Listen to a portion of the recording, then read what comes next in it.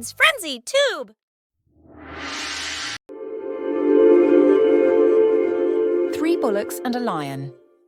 In an open field bathed in the warm glow of the afternoon sun, three strong bullocks grazed peacefully, unaware of the watchful eyes lurking in the shadows.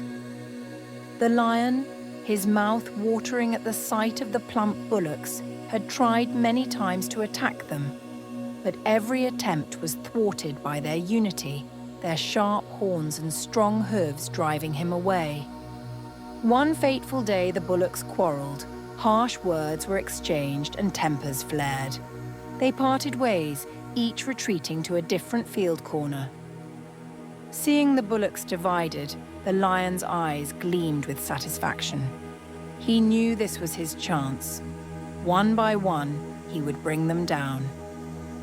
The lion first targeted the brown bullock, who was grazing alone and unaware. Without his companions, he was no match for the lion's strength and cunning. One by one, the lion attacked and defeated the bullocks. Without their unity, they stood no chance against him. In unity is strength, and divided, they fell.